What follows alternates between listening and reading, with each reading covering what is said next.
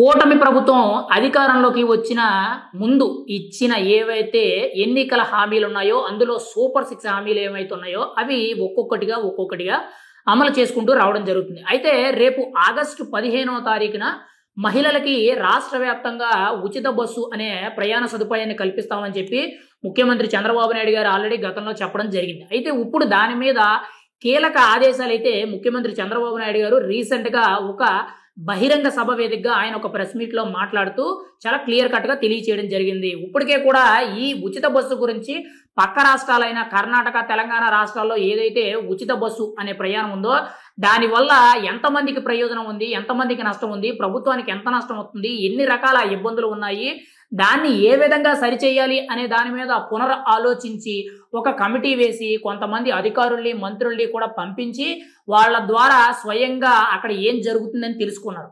ఇప్పుడు తాజాగా చూసుకుంటే రాష్ట్ర వ్యాప్తంగా సుమారుగా 11,000 పైచిలకు రాష్ట్ర వ్యాప్తంగా అంటే ఆంధ్రప్రదేశ్ రాష్ట్ర వ్యాప్తంగా అన్ని బస్సులు అంటే పల్లె వెలుగు, అల్ట్రా పల్లె వెలుగులు and luxury, super luxury and మెయిన్‌గా చూసుకుంటే ఎక్స్‌ప్రెస్, సిటీ, ఆర్డినరీ బస్సులు ఏవైతే ఉంటాయో ఇలా రకరకాల బస్సులు ఇవన్నీ కలుపుకొని సుమారు 11,000 పైచిలకు బస్సులున్నాయి. వాటిల్లో దాదాపుగా 83% బస్సులు కేవలం జిల్లాల పరిధిలో మాత్రమే తిరుగుతున్నాయి.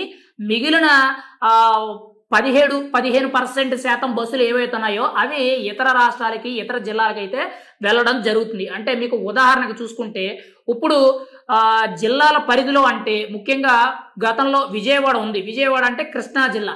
కృష్ణా జిల్లాకి నడిబొడ్డు ఏది అనంటే విజయవాడ అని చెప్తారు. విజయవాడ నుంచి తిరుపతి వెళ్ళిందనంటే కనీసం 3-4 జిల్లాలు దాటాలి కాబట్టి అలా వెళ్ళే అంటే ఇతర జిల్లాలు, ఇతర రాష్ట్రాలు వెళ్ళే బస్సులు కేవలం ఒక 15-17% మోతాదు ఉన్నాయి. కానీ మిగిలిన 83-85% బస్సులు ఏవైతే ఉన్నాయో ఇవి కేవలం జిల్లా పరిధిలో అంటే కృష్ణా జిల్లా పరిధిలో విజయవాడ బస్ స్టాండ్ నుంచి మొదలైతే ఆ చుట్టుపక్కల ప్రాంతాలు మాత్రమే తిరగడం జరుగుతుంది. అయితే ఈ ప్రతిపాదికని క్యాలిక్యులేషన్ చేసుకొని ఇప్పుడు మహిళలకి ఉచిత బస్సు అనేది ఆగస్టు 15వ తారీఖు నుంచి ఇవ్వడం అయితే జరుగుద్ది. అయితే ఇందులో కొన్ని రూల్స్ అండ్ రెగ్యులేషన్స్ ఏంటంటే ఇప్పుడు ఈ ఉచిత బస్సు అనేది కేవలం జిల్లాలకు మాత్రమే పరిమితం. అంటే జిల్లాలకు పరిమితం అంటే ఉదాహరణగా చూసుకుంటే ఇప్పుడు గతంలో ఉమ్మడి జిల్లా కింద ఉన్న కృష్ణా జిల్లా ఏదైతే ఉందో ఆ కృష్ణా జిల్లాని సుమారుగా 3-4 జిల్లాలుగా విడగొట్టారు.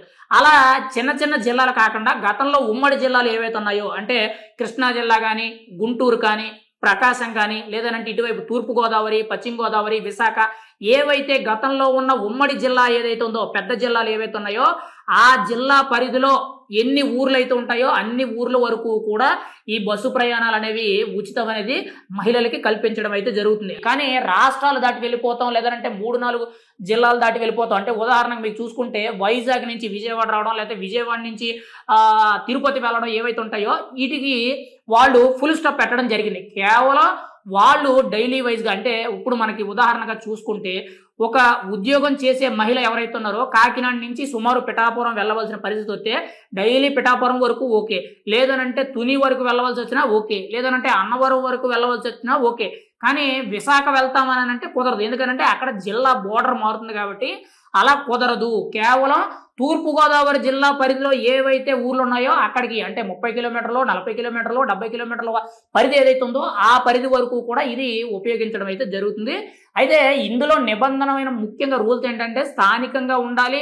బస్సు ఎక్కిన తర్వాత ఆధార్ కార్డు చూపించినట్లయితే వాళ్ళకి టికెట్ కొట్టడం అయితే జరుగుద్ది. అయితే ఈ టికెట్ అనేది డబ్బులతోనే మామూలుగా మనం డబ్బులు ఇచ్చి ఏ విధంగా కొంటామో ఆ విధంగానే ఈ టికెట్ కూడా వాళ్ళకి టికెట్ తీయడం అయితే జరుగుద్ది. కానీ ఆ డబ్బులు అది జీరో అకౌంట్ కింద ఈ మహిళ ఎక్కిన టికెట్ ఏదైతే ఉందో ఆ టికెట్కి డబ్బులు అనేవి ప్రభుత్వం నుంచి ఒకేసారి బల్క్ అమౌంట్లో ఈ ఆర్టీసీకి జమ చేయడం అయితే జరుగుద్ది. అంటే ఒక నెలకి సుమారుగా 150 కోట్ల వరకు కూడా ఈ మహిళలకి సంబంధించిన ఈ ఉచిత బస్సు ప్రయాణాలకు సంబంధించిన టికెట్ల డబ్బులు ఏవైతే ఉంటాయో అవన్నీ కూడా రాష్ట్ర ఖజానాలో నుంచి ఆర్టీసీ ఖజానాలోకి జమ చేయడం అయితే జరుగుద్ది.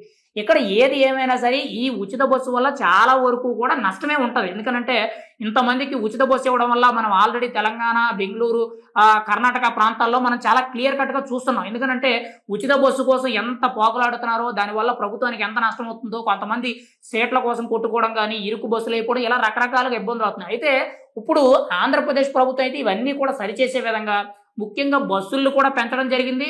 ముఖ్యంగా జిల్లాల పరిధిలో వీటిని పెట్టడం జరిగింది. ఎందుకనంటే చాలా మంది మహిళలు ఏం చేస్తున్నారంటే ఒకవేళ ఖాళీగా ఉండే పొలమైతే పక్క జిల్లాలకి, పక్క ఊర్లకి అంటే జిల్లాలు మారి ఇప్పుడు ఉదాహరణకు చూసుకుంటే కాకినాడ నుంచి వైజాగ్ వెళ్ళడం, లేదంటే వైజాగ్ నుంచి విజయవాడ రావడం ఇలా చాలా మంది ఖాళీగా ఉండి ఏం చేయాలో తెలియక ఇటువంటి ప్రయత్నాలు అయితే చేయడం జరుగుద్ది. అంటే ఇవి ఆల్రెడీ తెలంగాణ, కర్ణాటకలో జరిగాయి కాబట్టి వీటిని ఉదాహరణగా మనం చెప్పడం జరుగుతుంది. అందుకే అటువంటి పరిస్థితులు చూడరాక నిత్యం డైలీ ఎవరైతే పనులు చేసుకోవడానికో, ఉద్యోగాల నేపథ్యంలోనో లేకపోతే ఇంకోటో ఎవరైతే బస్సు ప్రయాణాలు చేస్తారో అటువంటి మహిళలకి ఇది 100కి 100% ఉపయోగపడుతుంది.